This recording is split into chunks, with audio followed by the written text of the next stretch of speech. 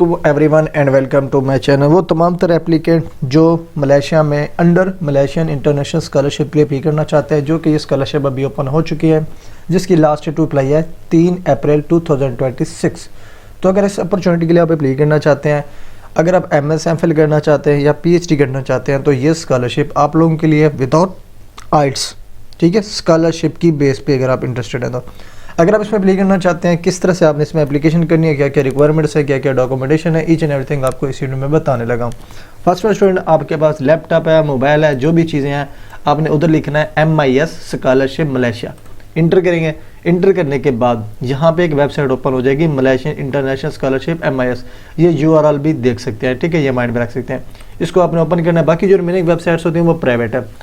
अब ये जो स्कॉलरशिप है, कुछ एप्लीकेंट इवन के वो भी होते हैं जो समझते हैं कि ये स्कॉलरशिप फेक्स हैं, ठीक है। ये जो स्कॉलरशिप्स होते हैं, अब लाइक मलेशियन इंटरनेशनल स्कॉलरशिप की अगर हम बात करें, तो ये स्कॉलरशिप जो है ना, मलेशियन गवर्नमेंट की तरफ से खुद ऑफर किया जा रहा है तमाम इंटरनेशनल स्टूडेंट के लिए जो पोस्ट ग्रेजुएट स्टडी करना चाहते हैं, MS MPhil करना चाहते हैं, जिसको हम मास्टर भी कहते हैं, वो करना चाहते हैं, या PhD डॉक्टरेट करना चाहते हैं, तो ये स्कॉलरशिप आपको ऑफर किए जाते हैं मलेशियन गवर्नमेंट की तरफ से। अगर आप इस अपॉर्चुनिटी को अवेल करना चाहते हैं, इसकी वजह से कि मैंने आपको कहा कि 4 मार्च से इसकी एप्लीकेशन स्टार्ट है और 3 अप्रैल 2026 लास्ट डेट टू अप्लाई है। अब यहाँ पे फर्स्ट ऑफ ऑल हम देखते हैं जी इसके डॉक्यूमेंटेशन के, लाइक अगर आप इसमें अप्लाई करना चाहते हैं, अप्लाई करना से पहले जो डॉक्यूमेंटेशन कंप्लीट करनी पड़ती है वो क्या करनी पड़ेगी। लाइक यहाँ पे लिखा हुआ है click here to MIS online application system. इस पर सिंपली आपने जी करना है क्लिक कर लिया, तो इसकी वेबसाइट जो है ना आपकी स्क्रीन के सामने ओपन हो चुकी है, ठीक है। अब यहाँ पे क्योंकि हमने ऑलरेडी अकाउंट नहीं बनाया हुआ, लाइक जिन एप्लीकेंट का ऑलरेडी अकाउंट बना होगा, तो ऑब्वियसली उन्होंने प्रीवियस क्रीडेंशियल यूज़ करके लॉगिन करना है। लेकिन अगर आप फर्स्ट में अप्लाई करोगे तो आपने साइन अप पे क्लिक करना है। लेकिन साइन अप पे क्लिक करने से पहले आपने इसकी आ जाना है गाइडलाइन पे। गाइडलाइन आने पे के बाद इसको डाउनलोड करना है। डाउनलोड करने के बाद इसको कुछ इस तरह से PDF में आपने ओपन कर लेना है। ओपन करने के बाद यहाँ पे फर्स्ट ऑफ ऑल अगर आप इसमें अप्लाई करना चाहते हैं, ठीक है, आपके पास पासपोर्ट होना चाहिए, आपके पास डिग्री ट्रांसक्रिप्ट होनी चाहिए, ठीक है, तमाम तर जो FSC से ऑनवर्ड है, जो मोस्ट रिसेंट डिग्री तक है, ठीक है। उसके अलावा अगर आपके पास IELTS है, TOEFL है, या इंग्लिश प्रोफिशिएंसी लेटर्स है। अब ये मीडियम ऑफ इंस्ट्रक्शन क्या होता है? मीडियम इंस्ट्रक्शन वो डॉक्यूमेंट्स होता है जहाँ से आपने मोस्ट रिसेंट या लास्ट डिग्री कंप्लीट करनी होती है, ये की हुई होती है, उधर से आप इंग्लिश प्रोफिशिएंसी लेटर बनवाते हैं, ठीक है, वो शो कराने के लिए कि आपकी जो डिग्री थी वो आपने इंग्लिश में पढ़ी थी, जिसकी बेस पे IELTS और TOEFL से आपको एग्जम्पशन मिल जाती है। अब ये इंग्लिश प्रोफिशिएंसी लेटर का अगर मैं यहाँ पे आपको फॉर्मेट दिखा देता हूँ, गूगल पे ही आपको मल्टीपल मिल जाएंगे प्रोफिशिएंसी लेटर, ठीक है। यहाँ पे एंटर करें, यहाँ पे आपको मल्टीपल टेम्पलेट मिल जाते हैं, ठीक है। अगर आप IOB से बिलोंग करते हैं तो IOB का यहाँ पे आपको टेम्पलेट मिल जाता है, ठीक है। यहाँ पे मल्टीपल यूनिवर्सिटीज़ के आपको टेम्पलेट मिल जाते हैं इंग्लिश प्रोफिशिएंसी। ये सिंपल नहीं होना चाहिए, ठीक है, कुछ इस तरह से हो ताकि अट्रैक्ट भी लगे, ठीक है। ये देखिए यूनिवर्सिटी का नेम है, उनके ऑफिशियल कॉन्टैक्ट नंबर है, डिटेल्स हैं, जैसे कि ये GC यूनिवर्सिटी का है, तो यहाँ से आप टेम्पलेट देख सकते हैं। ये फिर आपको अपनी यूनिवर्सिटी से बनवाना होता है, ठीक है। उसके बाद 2 लेटर ऑफ रिकमेंडेशन, लाइक जो आपके प्रोफेसर हैं, 2 टीचर्स होते हैं जहाँ से आपने अपनी डिग्री कंप्लीट करनी हुई होती है। आप अपने सुपरवाइज़र को भी एज ए रिकमेंडर ऐड कर सकते हैं, एज ए को सुपरवाइज़र को भी एज ए रिकमेंडर ऐड कर सकते हैं। अगर दोनों में से कोई भी अवेलेबल नहीं है, ना रेडी है, तो आप कोई भी प्रोफेसर का डाटा यहाँ पे ऐड कर सकते हैं, ठीक है। लेकिन ये 2 रेफरेंस या रिकमेंडेशन लेटर्स मैंडेटरी होते हैं किसी भी इंटरनेशनल स्कॉलरशिप के लिए। अप्रॉक्सीमेट आपने वो चूज़ करने जो आपको रिस्पॉन्स कर सके टाइमली। ये ना हो कि अगर 1 वीक एप्लीकेशन का डेडलाइन हो, वो रिस्पॉन्स करने में 10 दिन लगा ले, तो अपॉर्चुनिटीज़ भी वेस्ट हो जाएगी। तो आपने उन प्रोफेसर को सिलेक्ट करना है फॉर रेफरेंस जो आपको टाइमली रिस्पॉन्स कर सके, ठीक है। ये अपने माइंड में रखना है। ये बहुत इशू है पाकिस्तान में भी कि रिकमेंडेशन लेटर जो बच्चे बनवा लेते हैं प्रोफेसर से, प्रोफेसर रिप्लाई तक भी नहीं करता, ठीक है। और अगर कोई डायरेक्ट लिंक जाता है for form filling as a recommender, तो वो फॉर्म भी नहीं फिल करते, ठीक है। तो आपने उन प्रोफेसर को ऐड करना है जो आपको ईजिली रिस्पॉन्स कर सके, ठीक है, और कोऑपरेट भी करे। उसके अलावा यहाँ पे देखिए admission letter to Malaysian university if applicants are currently undertaking, like वो स्टूडेंट जो ऑलरेडी अगर यूनिवर्सिटी में पढ़ भी रहे हैं या ऑलरेडी एडमिशन सिक्योर कर भी चुके हैं, तो वो अपना एडमिशन लेटर भी अटैच कर सकते हैं एप्लीकेशन के दौरान। उसके बाद CV आपने अपलोड करनी है। अब CV मैक्सिमम एप्लीकेंट को नहीं पता होता कि CV कैसे बनाई जाती है। लाइक यहाँ पे इसको मैं कॉपी करता हूँ, यहाँ पे आपने आ जाना यूरोपास वेबसाइट पे, ठीक है। यहाँ पे आपने अपना अकाउंट क्रिएट करना है और इसी यूरोपास वाले सेक्शन पे आके अपनी CV जनरेट करनी है। अब यहाँ पे नोटपैड सीवी जो है ना आपकी टोटल एकेडमिक होनी चाहिए, ठीक है। एकेडमिक का मतलब ये है कि आपका अप्रोक्सीमेट जो डाटा होना चाहिए वो एकेडमिक रेलिवेंट, मीन कि आपका एक्सपीरियंस आपका मीन के एकेडमिक हो, लाइक टीचिंग है, रिसर्च एसोसिएट है, रिसर्च असिस्टेंट आपने काम किया है, ठीक है, या कोई भी काम किया है तो वो आपने यहाँ पे ऐड करना होता है। प्रोफेशनल इररेलेवेंट एक्सपीरियंसेस ऐड ना ही करें तो ही बेटर है, ठीक है। अगर है वर्थ तो आपने उसको ऐड करना है। अब क्या करना है, फर्स्ट जब आप सीवी बनाते हैं तो आपने पर्सनल इन्फॉर्मेशन ऐड करनी है, ठीक है, पर्सनल इन्फॉर्मेशन। अब यहाँ पे कुछ स्टूडेंट अपना कंप्लीट एड्रेस लिख देते हैं, ठीक है। अब जस्ट अपना सिटी प्लस कंट्री नेम ये लिख दें या आप प्रोविंस का नेम भी लिख सकते हैं। उसके अलावा डेट ऑफ बर्थ ऐड करने की ज़रूरत नहीं होती। फिर फ़ोन, फिर आपको अपना ईमेल एड्रेस, फिर अगर आपके कोई लिंक्डइन है, कोई प्रोफाइल्स हैं, ठीक है, एकेडमिक रेलिवेंट्स, उनके जो है ना लिंक्स आपने ऐड करने हैं, ठीक है। ये लिंक ये जस्ट आपने अपनी पर्सनल इन्फॉर्मेशन में ऐड करने हैं। उसके बाद आपने क्या करना होता है, अपना रिसर्च इंटरेस्ट मेंशन करना होता है। ऑब्वियसली आप MSFL करना चाह रहे हो या PhD करना चाह रहे हो जो कि रिसर्च बेस्ड डिग्रीज होती हैं, तो आपने अपनी एजुकेशनल बैकग्राउंड को देखते हुए फर्दर कौन से एरियाज में आप रिसर्च इंटरेस्ट शो करना चाह रहे हैं MSFL में या PhD में, वो आपने 3 से 4 लाइंस आपने वो राइट करनी होती है फोकस्ड फॉर्म में, ठीक है, फोकस्ड फॉर्म में मैक्सिमम 4 लाइन। उसके बाद क्या है, रिसर्च इंटरेस्ट आपका आ गया CV बना के। उसके नीचे फिर आपने मेंशन करना होता है जी, अगर आपका एक्सपीरियंस एकेडमिक है, रिसर्च एक्सपीरियंस है, तो आपने ये हेडलाइन देनी है रिसर्च एक्सपीरियंस की, ठीक है। अगर एकेडमिक है, ये एकेडमिक एक्सपीरियंस है तो एकेडमिक भी लिख सकते हैं, ठीक है। उसके बाद अगर आपका प्रोफेशनल है तो उसको आप रहने देंगे, नीचे आपने ऐड करना जी एजुकेशनल रिकॉर्ड। अब एजुकेशन रिकॉर्ड में कुछ स्टूडेंट्स ऐसे भी होते हैं जो 10th भी ऐड कर देते हैं, 12th भी ऐड कर देते हैं, तो जो बिल्कुल ऐड करने की ज़रूरत नहीं होती। आप जस्ट अपनी मोस्ट रिसेंट डिग्री ऐड करें, अगर आपकी MSFL है तो वो, और उसके नीचे बैचलर से बैचलर वाला डाटा और उससे अबव वाला डाटा ऐड करना मैंडेटरी, बाकी नीचे वाला मैट्रिक FSC को आप स्किप कर दिया करें, ठीक है। अब जो वो ऐड करेंगे, डिग्री का टाइटल मेंशन करेंगे, यूनिवर्सिटी का नेम मेंशन करेंगे, यूनिवर्सिटी की वेबसाइट का लिंक ऐड करेंगे, ठीक है। ऑब्टेन CGPA मेंशन करना तो कर सकते हैं, अदरवाइज इसको भी ऐड ना करें, नो इशू, ठीक है। तो अगर ऐड करेंगे तो ज़्यादा इम्पैक्टफुल रहेगा, तो ये ऐड करेंगे। उसके नीचे आपने जो है ना फिर आपकी पब्लिकेशन है वो ऐड करें, सर्टिफिकेशन है वो ऐड करें, ठीक है, स्किल्स हैं वो ऐड करें, लैंग्वेज डाटा है वो ऐड करें, ठीक है। बाकी जो भी डाटा है ना नीचे वो आप कोई भी सीक्वेंस वाइज ऐड कर सकते हैं, लेकिन जो मोस्ट इंपॉर्टेंट सेक्शंस होते हैं वो आपके 4 हैं, ये वाले, ठीक है। पर्सनल और रिसर्च इंटरेस्ट और रिसर्च एक्सपीरियंस और एजुकेशनल रिकॉर्ड और इसके नीचे पब्लिकेशंस या रिसर्च पेपर, ये जो है ना मोस्ट इंपॉर्टेंट सेक्शंस होते हैं, एकेडमिक होते हैं, फोकस्ड फॉर्म में होते हैं, तो ये आपने अपने CV में मेंशन करने हैं। उसके बाद यहाँ पे आ जाता है जी रिसर्च प्रपोजल। अब जो स्टूडेंट मास्टर MSFL करेगा for research based degree, MSFL भी और PhD भी, तो उनको रिसर्च प्रपोजल बनाना पड़ेगा, ठीक है।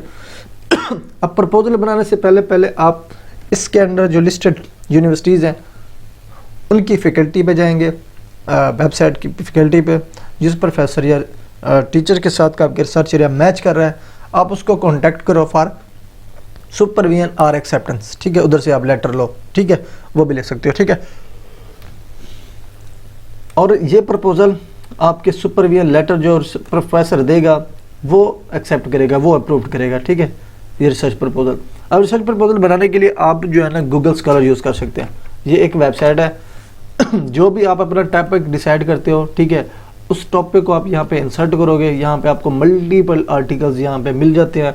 10 से 12 आर्टिकल्स पढ़ें या 5 से 7 आर्टिकल पढ़ें, वहाँ से सारा डाटा निकाल के अपने प्रपोजल में ऐड करें। लाइक वहाँ पे आपको अब्स्ट्रैक्ट मिल जाता है, इंट्रोडक्शन मिल जाता है, लिटरेचर भी मिल जाता है, ईच एंड एवरीथिंग आपको उसकी वेबसाइट पे मिल जाते हैं, ठीक है, आर्टिकल्स में मिल जाते हैं। जस्ट फिर आपको उसी में से डाटा निकाल के अपना एक रिसर्च प्रपोजल प्रिपेयर करना पड़ता है, अपना रिसर्च प्लान, जिसका रिसर्च प्रोजेक्ट जिसको हम कहते हैं, ठीक है। इवन के रिसर्च गैप्स भी आपको वहाँ पे मिलेंगे। रिसर्च गैप्स ऑब्वियसली वहाँ पे ढूंढेंगे, वो मेंशन करेंगे, फिर आपने उसी के गैप्स के अंदर अपना ऑब्जेक्टिव बनाना। ऑब्जेक्टिव करने के बाद उसको आप फर्दर किस तरह से प्रोसीड करोगे, उस गैप्स को किस तरह से कवर करना चाहोगे, तो ये तमाम तर चीज़ें जो है ना मोस्ट इंपॉर्टेंट सेक्शंस होते हैं, ये तमाम तर चीज़ें आपको गूगल स्कॉलर में जो आर्टिकल पढ़े हुए मिलते हैं वो यहाँ पर आपको मिल जाते हैं, ठीक है। उसके बाद आ जाता है जी अब यहाँ पे एलिजिबिलिटी फॉर एग्जांपल अगर आप मास्टर के लिए अप्लाई करना चाहते हैं तो आपकी मैक्सिमम एज 40 साल होनी चाहिए। अगर आप पीएचडी करेंगे तो आपकी मैक्सिमम एज 45 ईयर्स होनी चाहिए, ठीक है। मिनिमम जो सीजीपीए रिक्वायरमेंट है वो 3.00 है, इसके नीचे वाले बिल्कुल भी अप्लाई नहीं कर सकते। इवन के 2.99 है, 2.99 जितनी भी है, 3.00 से कम है तो आप इसमें एलिजिबल ही नहीं हो, आप अप्लाई भी नहीं कर सकते, ठीक है। उसके अलावा आइल्स जिसके पास है 6.0 होना चाहिए, ठीक है। टोफेल है तो 5 होना चाहिए। और इसके अलावा प्रपोजल जो आपने यहाँ पे अटैच करना है वो मैक्सिमम 1000 वर्ड पे मुश्तमिल होना चाहिए, ठीक है। ये सिर्फ वो स्टूडेंट ऑब्वियसली जो मास्टर और पीएचडी करेंगे ये दोनों के लिए जो ना रिक्वायर्ड है, ठीक है। फुल टाइम स्टडी है ये पार्टिसिपेटेड जो पब्लिक यूनिवर्सिटीज़ हैं उसके नेम आपको यहाँ पे मिल जाते हैं। अब ये तमाम तर यूनिवर्सिटीज़ आप एक्सप्लोर करेंगे, एक्सप्लोर करने के बाद अपना प्रोग्राम फाइंड आउट करेंगे और उसी यूनिवर्सिटीज़ के अंडर फैकल्टी फाइंड आउट करेंगे। फैकल्टी फाइंड आउट करने के बाद जिस प्रोफेसर के साथ आपका डिग्री प्रोग्राम मैच कर रहा है, आपका रिसर्च एरिया मैच कर रहा है, उसका ईमेल वहाँ से निकालेंगे, फिर आपने उसको ईमेल करनी है फॉर एक्सेप्टेंस और सुपरविजन, ठीक है। फिर आप अपना प्रपोजल बनाएंगे, प्रिपेयर करेंगे, फिर प्रोफेसर के साथ शेयर करेंगे। डायरेक्टली अगर वो आपको सुपरविजन लेटर देता है तो इश्यू कोई नहीं है, और अगर आपको डायरेक्टर मिल जाता है, अगर आपको डायरेक्टर नहीं मिलता तो वो आपको प्रपोजल डिमांड करेगा, प्रपोजल आपने प्रोवाइड करना है, ठीक है। फिर उसके बाद फाइनल अगर मीटिंग ऑनलाइन कंडक्ट करना चाहेगा तो मीटिंग भी करा सकता है, अदरवाइज वो डायरेक्टली भी आपको रिसर्च प्रपोजल देखने के बाद एक्सेप्टेंस लेटर दे सकता है, ठीक है। वो लेटर लेने के बाद आपने फॉर्म फिलिंग स्टार्ट कर देनी है। उसके अलावा यहाँ पे प्राइवेट यूनिवर्सिटीज़ भी पार्टिसिपेटेड है। यहाँ पे बेनिफिट्स की बात करें तो यहाँ पे कोई फीस नहीं है। लाइक अगर आप किसी कंट्री में जाते हैं तो आपको फीसें खुद पे करनी पड़ती है, लेकिन यहाँ पे कोई फीस पे करने की ज़रूरत नहीं होती जब तक आपकी डिग्री कंप्लीट नहीं होती। उसके अलावा आपको वहाँ पे रहने के लिए हर महीने का खर्चा भी दिया जाता है जो कि अप्रॉक्सीमेट 1500 RM पर मंथ है, ठीक है। अब यहाँ पे मल्टीपल डिग्री प्रोग्राम अवेलेबल हैं। आपका डिपार्टमेंट एजुकेशन से है, आर्ट्स से है, ह्यूमैनिटीज़ से है, social science, business administration, law, natural science, mathematics, stat, information communication, engineering, manufacturing, construction, agriculture, forestry, fisheries, veterinary, health and welfare, ये तमाम तर प्रोग्राम यहाँ पे अवेलेबल है except medicine, nursing and pharmacy. इसके अलावा किसी भी डिपार्टमेंट से आप अप्लाई करना चाहते हैं अप्लाई कर सकते हैं, ठीक है। अब यहाँ पे सिलेक्शन क्राइटेरिया क्या होगा, आपका एकेडमिक देखा जाएगा, कुरिकुलर जो मूवमेंट्स है वो देखी जाएगी, आपके प्रपोजल की क्वालिटी क्या है। अब यहाँ पे मैक्सिमम एप्लीकेंट जो है ना ChatGPT AI से यूज़ करके प्रपोजल बना लेते हैं जो कि बिल्कुल भी एक्सेप्टेबल नहीं होता, ठीक है।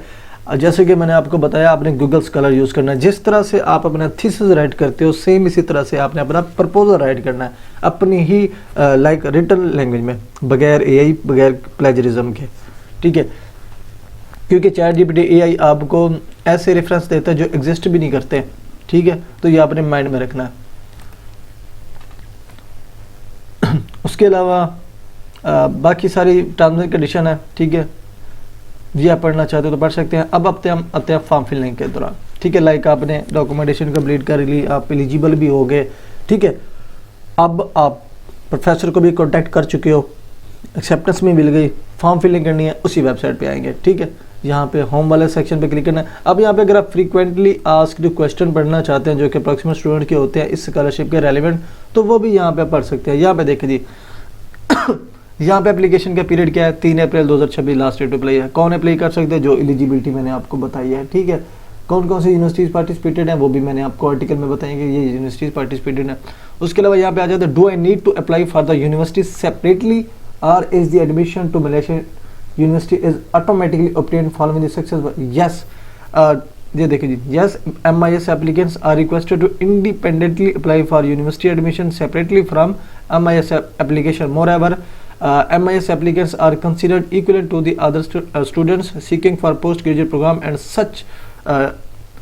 as such must go through the same process in applying for postgraduate placement. अब यहाँ पे देखिए मतलब कि वहाँ पे वो डायरेक्टली आपको कह रहा है कि MIS applicant को ज़रूरत है कि वो अप्लाई करें यूनिवर्सिटी एडमिशन के लिए सेपरेटली MIS एप्लीकेशन के, ठीक है। उसके अलावा do I need to apply to the university and obtain admission letter first, यहाँ पे देखिए जी, before applying interested parties are allowed to apply for, like अगर आपके पास इवन के किसी भी मलेशियन यूनिवर्सिटी चाहे वो पब्लिक है या प्राइवेट है, आपके पास एडमिशन लेटर नहीं है तब भी आप इस स्कॉलरशिप के लिए अप्लाई कर सकते हैं। लेकिन जब आपका MIS स्कॉलरशिप लग जाएगा, आपको मिल जाएगा, फिर जो है ना आपको अप्रॉक्सीमेट 3 महीनों के अंदर अंदर आपको एक अपना लेटर ऑफ एडमिशन जनरेट कराना होगा फ्रॉम मलेशियन यूनिवर्सिटी। जो यहाँ पे पार्टिसिपेटेड पब्लिक यूनिवर्सिटीज़ हैं या प्राइवेट यूनिवर्सिटीज़ हैं, इन यूनिवर्सिटीज़ में से किसी भी यूनिवर्सिटी से आपने अपना लेटर ऑफ एडमिशन जनरेट कराना है, जो कि आपको 90 दिन का टाइम दिया जाएगा। लाइक आप अभी से ही अपना एडमिशन प्रोसेस भी इनिशिएट करा सकते हो at the same time MIS, ठीक है। अब यहाँ पे जो आपको प्रोग्राम ऑफर किया जा रहा है वो आपको मास्टर और MPhil किया, ठीक है। अब यहाँ पे देखिए जी कोई फीस नहीं है, ठीक है। यहाँ पे देखिए is MIS available for part time, no, ये फुल टाइम जो है ना आपको डिग्री प्रोवाइड करता है MS MPhil की और PhD की। आप पार्ट टाइम यहाँ पे नहीं स्टडी कर सकते। यहाँ पे एलिजिबिलिटी है जो कि ऑलरेडी मैंने आपको बता दिया। यहाँ पे डिपार्टमेंट है जो कि ऑलरेडी आपको मैंने बता दिए। सिलेक्शन प्रोसेस टोटल आपकी डॉक्यूमेंटेशन पे डिपेंड करेगा, ठीक है। अब यहाँ पे देखिए आई अप्लाइड के लाइक वो स्टूडेंट जिन्होंने लास्ट ईयर अप्लाई किया था लेकिन वो सक्सेसफुल नहीं हुए थे, तो आप अगेन दोबारा से अप्लाई कर सकते हो, एलिजिबल हो दोबारा से अप्लाई कर सकते हो। और इसके अलावा कोई इसकी फ़ीस नहीं है। जब आप MIS स्कॉलरशिप के लिए अप्लाई करोगे कोई फ़ीस पे करने की ज़रूरत नहीं है। अब ये डॉक्यूमेंटेशन रिक्वायरमेंट्स है जो कि ऑलरेडी आपको मैंने बताए थे, ठीक है। और रेफरेंस लेटर जो आपके टीचर से, कोई फॉर्मेट नहीं है, आप कोई भी फॉर्मेट यूज़ कर सकते हो रिकमेंडेशन लेटर के लिए।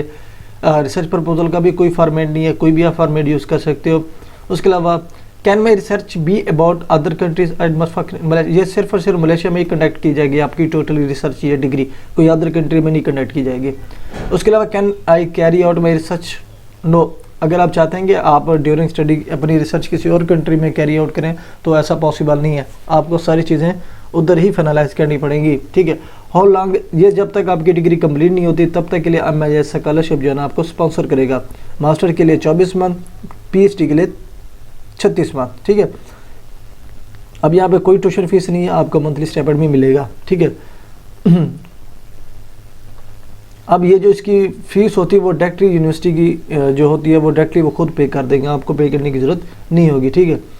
उसके अलावा नीचे स्क्रॉल करने के बाद do I need to open an account from specific, it is preferred for MIS scholar to open an account with bank Islam Malaysia. Like जब आप वहाँ पे पहुँचेंगे आपका स्कॉलरशिप लग जाएगा, फिर ये बैंक के रेलिवेंट क्वेश्चन है कि आप इस बैंक पे जाके अपना अकाउंट क्रिएट कराएंगे, ठीक है। अब यहाँ पे देखिए जी ये will my tuition fee and monthly allowance be paid if I study online? No, your tuition fee will be paid directly to the university if an MIS is issued, but your monthly allowance will be held until you return to Malaysia for your studies. Like अगर आप चाहते हैं कि मेरी degree भी चल रही है और फीस है तो ऑटोमेटिकली जब आपकी यूनिवर्सिटी इन्वाइस जनरेट करेगी वो फ़ी पे कर देंगे। लेकिन जो मंथली स्टाइपेंड होगा ऐसा नहीं होगा कि आप पाकिस्तान में आके बैठे रहें फिर आप कहेंगे आपको मंथली स्टाइपेंड भी मिल जाएगा, तो वो होल्ड पे रख लेंगे जब तक आप वहाँ पे दोबारा पहुँचेंगे नहीं, मलेशिया में रिटर्न नहीं होंगे। उसके अलावा will I still receive the remaining monthly allowance if I complete, no, जब आपकी डिग्री कंप्लीट होगी आपका सारा सिस्टम वहाँ पे एंड हो जाता है, चाहे वो ट्यूशन फी का हो या स्टाइपेंड का हो, ठीक है। अगर आप चाहते हैं कि आप स्पॉन्सरशिप के लिए एक्सटेंशन के लिए अप्लाई करेंगे तो यहाँ पे आप अप्लाई नहीं कर सकते। अब यहाँ पे जो फीस होती है लाइक आपके थीसिस की या पेपर पब्लिकेशन की, वो आपको अलाउंस प्रोवाइड नहीं करेंगे, ये आपको खुद अफोर्ड करने पड़ेंगे, ठीक है। उसके अलावा जब आपकी कॉन्ट्रैक्ट कंप्लीट होगा, ठीक है। अब यहाँ पे देखिए no scholars award with MIS are not contractually bound by an unbound commitment by after finish this but are encourage to contribute back by working in Malaysia or sharing the knowledge skills. अब यहाँ पे देखिए जी upon completion of study would I be contractually bounded to work in Malaysia or with the government of Malaysia. आप अपनी मर्जी के मुताबिक यहाँ पे अप्लाई कर सकते हैं जब आपका जो डिग्री है या स्टडी प्रोग्राम में एंड हो जाएगा, ठीक है। और यहाँ पे क्लियरली मेंशन भी नहीं है कि आपको वापस आना पड़ेगा। अगर आप वहाँ पे स्टे भी करना चाहते हैं तो आप फर्दर स्टे कर सकते हैं, एक्सटेंड कर सकते हैं, ठीक है। उसके अलावा what is the travel arrangement for successful applicants from their home countries to Malaysia. अब यहाँ पे देखिए successful applicants are expected to arrange their own travel and लॉग इन। अब जो भी एप्लीकेंट होगा वो वीज़ा प्रोसेस खुद करेगा, खुद टिकट बुक करेगा, खुद वहाँ पे पहुँचेगा, ठीक है। क्योंकि ये जो एक्सपेंसिव है MIS की तरफ से नहीं लाइक प्रोवाइड किए जा रहे या कवर नहीं किए जा रहे, ठीक है। Applicants are encourage to research the current cost of living. अब जो भी स्टूडेंट यहाँ पे अप्लाई करना चाहता है उसको करंट कास्ट का पता होना चाहिए मलेशिया का, ठीक है, ताकि वो अपनी फाइनेंशियल प्लानिंग के मुताबिक इस स्कॉलरशिप को सिलेक्ट करे या अप्लाई करे, ठीक है। तो ये फ्रिक्वेंटली आस्क्ड क्वेश्चन थे जो कि इंपॉर्टेंट भी थे, जो कि मैंने आपको बता दिए हैं। अब यहाँ पे अप्लाई करने के मेथड पे आते हैं। होम वाले सेक्शन पे क्लिक करेंगे। यहाँ पे फिर हमने अगेन क्लिक करना है। उसके बाद यहाँ पे हमने साइन अप पे क्लिक करना है।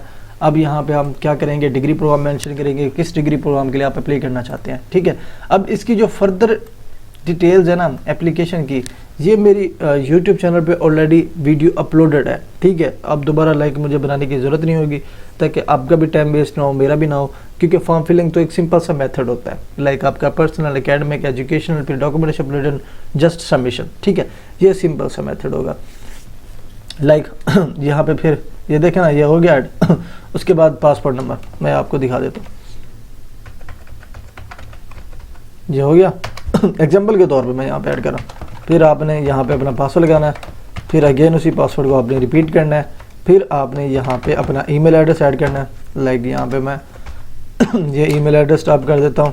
ठीक है, उसके बाद आपने यहाँ पे अपनी डेट ऑफ बर्थ मेंशन करनी है कि आपकी डेट ऑफ बर्थ है क्या। फॉर एग्जांपल 2001 हम ऐड कर देते हैं। उसके अलावा मैं पाकिस्तान से बिलोंग करता हूँ तो पाकिस्तान यहाँ पे मेंशन करूँगा। उसके बाद सिंपली मैंने क्या करना है, ये तमाम तर चीज़ें वेरीफाई करनी है कि किस डिग्री प्रोग्राम के लिए अप्लाई करना चाहूँ। फॉर्म दोनों के सिमिलर होंगे, चाहे आप मास्टर सेलेक्ट करें या PhD सेलेक्ट करें, जस्ट एक सेक्शन एक्सटेंड होगा। उसके लिए आपको मास्टर की डिग्री ऐड करनी पड़ेगी, इधर के लिए आपको बैचलर की डिग्री ऐड करनी पड़ेगी। ठीक है, सिंपल सा ये काम है। अब यहाँ पे ऐड करने के बाद सिंपली रजिस्टर पे आपने क्लिक करना है। तो यहाँ पे देखे जी पासपोर्ट माई कैड सक्सेसफुली रजिस्टर्ड हो चुका है और लॉग इन टू अप्लाई आपने क्लिक करना है। अब हमने क्या लगाया था, पासपोर्ट, ये हमने पासपोर्ट लगाया था। उसके अलावा जो हमने पासवर्ड लगाया वो पासवर्ड लगाएंगे। उसके बाद सिंपली हमने लॉगिन पे क्लिक करना है। ठीक है, अब यहाँ से आपकी एप्लीकेशन स्टार्ट हो चुकी है। तो यहाँ पे सिंपल सा मेथड है। अब यहाँ पे जी अपना फुल नेम लिखें। ठीक है, उसके अलावा यहाँ पे अपना जेंडर मेंशन करें, मेल और फीमेल दोनों। फिर आपने अपने पासपोर्ट की यहाँ पे एक्सपायरी डेट ऐड करनी है। फॉर एग्जाम्पल ये एक्सपायरी डेट होगी। उसके अलावा अपना रिलीजन लिखना है, मुस्लिम है, नॉन मुस्लिम है।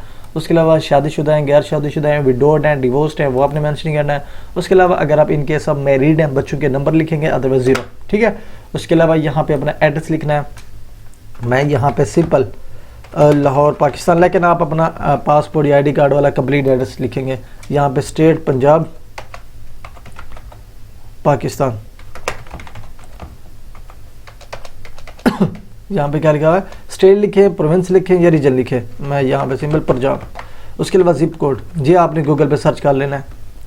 उसके अलावा अपना कंट्री का नेम पाकिस्तान, फिर होम, यहाँ पे फ़ोन नंबर +92300751। अगर आप स्कॉलरशिप का प्रोसीजर कराना चाहते हैं या कोई सर्विस लेना चाहते हैं तो आप इसी नंबर पे व्हाट्सएप पे कांटेक्ट कर सकते हैं मेरे थ्रू। अब इसको फिर आपने पेश करना है। उसके अलावा इमरजेंसी कॉन्टैक्ट नंबर, फादर का नेम लिखना है यहाँ पे। उसके बाद आपने यहाँ पे पेरेंट मेंशन करना है, फिर उनका फ़ोन नंबर ऐड करना है, फिर ईमेल एड्रेस आपने मेंशन करनी है फादर की। कोई अदर ईमेल आप अपनी भी दे सकते हैं, लाजमी नहीं कि स्पेसिफिक उनकी ही हो। उसके अलावा यहाँ पे फिर आपने एड्रेस टाइप करना है, यहाँ पे पंजाब पाकिस्तान। ठीक है, उसके अलावा एड्रेस लाइन 2 को स्किप भी कर सकते हैं अगर आपका एड्रेस फर्स्ट लाइन में ही कंप्लीट हो जाता है। उसके अलावा पंजाब, पोस्टल कोड, कंट्री जी पाकिस्तान। अब सिंपली आपने नेक्स्ट पे क्लिक करना है। ठीक है, ये सिंपल से फॉर्म्स होंगे जो कि आपको फिलअप करने पड़ेंगे। अब ये जो सेक्शन है, अब यहाँ पे वो कहता है जी अपना एकेडमिक बैकग्राउंड ऐड करो। अब यहाँ पे देखिए जी list in order time starting with last. अब आपने क्या करना है, क्रोनिकल ऑर्डर में यहाँ पे डिग्रीज ऐड करनी है। फर्स्ट जो मोस्ट रिसेंट है वो ऐड करें। ठीक है, लाइक इदारे का नाम क्या है, मैं यहाँ पे लिखता हूँ पंजाब यूनिवर्सिटी सिंपल। आपने अपनी कंप्लीट यूनिवर्सिटी का नेम लिखना है। उसके अलावा मेजर क्या है जी, फॉर एग्जांपल मेरा केमिस्ट्री है तो मैं केमिस्ट्री टाइप करता हूँ। प्लेस ऑफ स्टडी क्या है, यहाँ पे प्लेस ऑफ स्टडी का मतलब लाहौर। उसके अलावा लेवल मेरा क्या है जी, बैचलर की डिग्री, क्योंकि मैं अब क्या किसके लिए अप्लाई कर रहा हूँ, मास्टर के लिए, जो कि हमने एप्लीकेशन क्रिएशन के दौरान मेंशन किया था। अब ईयर ऑफ स्टडी क्या है, लाइक कब हमने बैचलर में एडमिशन लिया था। मैंने फॉर एग्जांपल 20 में लिया था और 24 में कंप्लीट हो गई थी, तो यहाँ पे 24 मेंशन करूँगा। और ऑब्टेन यहाँ पे CGPA 3.5/4 यहाँ पे सिंपली नेक्स्ट पे क्लिक करेंगे। आपकी जो है ना बैचलर की डिग्री यहाँ पे ऐड हो चुकी है। ये फर्स्ट नंबर पे क्रोनिकल ऑर्डर, इनके जो मोस्ट रिसेंट है वो आपने पहले ऐड करनी होती है, ये ऐड की। अब सीक्वेंस वाइज आपने फिर FSC की ऐड करनी है, फिर 10th की। उसके अलावा अगर आपने कोई ऑनर्स, कोई रिवार्ड्स कोई लिए हुए हैं तो वो आपने यहाँ पे मेंशन करने हैं। ठीक है, उसके अलावा अदरवाइज नहीं है तो आप इसको स्किप कर देंगे, ये मैंडेटरी नहीं है। ठीक है, क्योंकि मैक्सिमम एप्लीकेंट्स के पास नहीं होता है। उसके अलावा अदर एक्टिविटीज़ लाइक आपकी करिकुलर है, वॉलंटियर वर्क है, कंपटीशन है या टूर्नामेंट एक्टिविटीज़ हैं ड्यूरिंग स्टडी या university duration. Maximum student university में लाइक ब्लड डोनेशन होता है, अवार्ड्स होते हैं, सर्टिफिकेशन होते हैं, कंपटीशन होते हैं या एनुअल स्पोर्ट्स सिस्टम होता है। जो किसी भी एक्टिविटीज़ में आपने पार्टिसिपेट किया, अगर आपके पास सर्टिफिकेशन है, ऐड पे क्लिक करेंगे, स्टार्ट डेट मेंशन करेंगे, एंड डेट मेंशन करेंगे। उसके अलावा आप अपनी उसी पार्टिसिपेशन की शॉर्ट डिस्क्रिप्शन मेंशन करेंगे, पोजीशन क्या थी वो आप मेंशन करेंगे, ठीक है। फॉर एग्जांपल मैं यहाँ पे वॉलंटियर लिख देता हूँ, ठीक है, यहाँ पे इसको ऐड कर देंगे। अब मैंने एक ऐड की है, आपकी जितनी भी हैं करिकुलर, वॉलंटियर, कंपटीशनल, टूर्नामेंटल एक्टिविटीज़, चाहे 10 से 20 से 15, वो सारी की सारी आपने यहाँ पे ऐड पे क्लिक करके ऐड करती जानी है, ठीक है। उसके अलावा यहाँ पे अगर आपने प्रीवियस डिग्री कोई फॉरेन कंट्री से की है तो उसका डाटा ऐड करेंगे, अदरवाइज इसको स्किप करेंगे। उसके अलावा वो एप्लीकेंट जिन्होंने ऑलरेडी मलेशिया में पढ़ा है या पढ़ चुके हैं या पढ़ रहे हैं, उसका डाटा यहाँ पे ऐड करेंगे, अदरवाइज इसको स्किप करेंगे। उसके अलावा अगर आप किसी भी कोड से कनेक्टेड हैं तो यस, अदरवाइज नो पे क्लिक करके सिंपली नेक्स्ट पे क्लिक कर देना है, ठीक है। अब नेक्स्ट पे क्लिक करने के बाद यहाँ पे आपने डिग्री प्रोग्राम मेंशन करना है। मैं एग्रीकल्चर में अप्लाई करना चाहता हूँ, एग्रीकल्चर। उसके अलावा यूनिवर्सिटी आपने यहाँ पे डिसाइड करनी है। अब मैक्सिमम एप्लीकेंट ऐसे होंगे बगैर यूनिवर्सिटी को विजिट किए, बगैर यूनिवर्सिटी को रिव्यू किए, अब यहाँ पे बेतुकी फॉर एग्जांपल देखेंगे भी नहीं, सिंपली यहाँ पे ऐसे क्लिक करते जाएंगे, ठीक है, ये जैसे मैंने कर दिया। अब ये नहीं करना आपने, ये ऑप्शन ऐसे बिल्कुल भी नहीं चूज़ करने। अब जो भी यूनिवर्सिटी आप यहाँ पे सिलेक्ट करोगे, पहले उस यूनिवर्सिटी को जो है ना फॉर एग्जांपल यहाँ से कॉपी करो। कॉपी करने के बाद गूगल पे जाओ, ठीक है, मास्टर कोर्सेज यहाँ पे मेंशन करो। अब इसकी डिटेल चेक करो कि यहाँ पे मास्टर कोर्सेज कौन कौन से अवेलेबल है। जब आपको लगता है कि इस यूनिवर्सिटी पे मास्टर कोर्स ये अवेलेबल है, मेरा कोर्स भी इस यूनिवर्सिटी में अवेलेबल है और इस यूनिवर्सिटी में मैं इजीली एडमिशन सिक्योर कर सकता हूँ, प्रोफेसर को रीच आउट कर सकता हूँ, कॉन्टैक्ट कर सकता हूँ, फिर आपने ये यूनिवर्सिटी सेलेक्ट करनी है, ठीक है। यहाँ पे सारे प्रोग्राम डिटेल्स है, करिकुलम स्ट्रक्चर यहाँ पे दिया हुआ है। अब यहाँ पे देखिए जी, हमने कौन सा प्रोग्राम सेलेक्ट किया था, फॉर एग्जाम्पल एग्रीकल्चर। अब यहाँ पे देखिए जी एग्रीकल्चर है ही नहीं, यहाँ पे देख सकते हैं ना, नहीं है एग्रीकल्चर। तो मैं तो आपको एक समझाने के लिए एक वीडियो बना रहा हूँ, ठीक है, कि आपने इस तरह से फॉर्म फिलिंग करनी है, लेकिन आपने वो यूनिवर्सिटी मेंशन करनी है जो यूनिवर्सिटी प्रोग्राम ऑफर भी कर रही हो, ठीक है, उसी यूनिवर्सिटी को आपने फॉर्म फिलिंग के दौरान मेंशन करना है। ये किस तरह से करेंगे, जैसे कि मैंने अभी एक यूनिवर्सिटी एक्सप्लोर की, अब यहाँ पे आपकी मर्जी है, कोर्स वर्क करें या रिसर्च वर्क करें, तो ये तमाम तर चीज़ें आपको इनकी वेबसाइट में मिल जाएंगी। अब जो प्रोग्राम आपके यहाँ पे अवेलेबल है जिस सिलेक्टेड यूनिवर्सिटी में, फिर वो यूनिवर्सिटी आपने इधर सेलेक्ट करनी है। ऐसे बेतुकी नहीं यूनिवर्सिटी सेलेक्ट करती जानी, भाई ऐसे करके क्लिक करते जाएंगे जी ये इन तीनों में होगा, तो ऐसा भी होगा कि तीनों की तीनों यूनिवर्सिटी में आपका प्रोग्राम वहाँ पे अवेलेबल नहीं होगा, ठीक है। सबसे पहले आपने यूनिवर्सिटीज़ एक्सप्लोर करके अप्रॉक्सीमेट 3 यूनिवर्सिटीज़ डिसाइड करनी है कि कौन सी यूनिवर्सिटीज़ में मैं अप्लाई कर सकता हूँ, मैं एलिजिबल हूँ, मैं फिट बैठ रहा हूँ, ठीक है। जिनकी ऑब्वियसली जिस यूनिवर्सिटी में आप एडमिशन सिक्योर करेंगे उनकी अपनी रिक्वायरमेंट्स होगी। हर यूनिवर्सिटी की रिक्वायरमेंट रीड आउट करनी है आपने, उसका कोर्स चेक करना है, फिर उस कोर्स की रिक्वायरमेंट देखनी है, फिर आपको लगता है कि आपकी प्रोफाइल एलिजिबल है, फिर आपने इन तमाम तर यूनिवर्सिटीज़ में से 3 यूनिवर्सिटीज़ सिर्फ शॉर्ट लिस्ट करनी है। फिर वो 3 यूनिवर्सिटीज़ आपने ऑप्शन वाइज अपनी प्रेफरेंस वाइज आपने मेंशन करनी है, ऑप्शन 1 2 3, ठीक है। उसके अलावा कंसर्नमेंट कोई भी आप जर्नल लिख दें, ठीक है क्योंकि इसकी 2007 तक का इनटेक है तो इस वजह से आपने ये मेंशन करना है। उसके अलावा एकेडमिक सेशन क्या है आपका यहाँ पे देखिए जी, अब हमारा है जी सेमेस्टर 1 26-27 का, ठीक है, ये वाला क्योंकि पहले वाले क्लोज है। अब यहाँ पे क्या करना है अगर आपके पास आइल्स है तो यस, अदरवाइज नो। मैंडेटरी नहीं है, मैंने ऑलरेडी आपको बताया। टोफल भी मैंडेटरी नहीं है। उसके अलावा मदर टंग मेंशन करनी है जी उर्दू। उसके अलावा स्पोकन यहाँ पे आ जाती है बहासा मलेशिया लैंग्वेज नन, ठीक है, क्योंकि हमें मलेशियन की लैंग्वेज आती नहीं है तो हमने नन करना है। अदरवाइज जिन स्टूडेंट्स को आती है, जिस लेवल की आती है वो मेंशन करेंगे। उसके बाद आपने करना है जी नेक्स्ट पे क्लिक। अब यहाँ पे अपना ऐसे राइट करना है।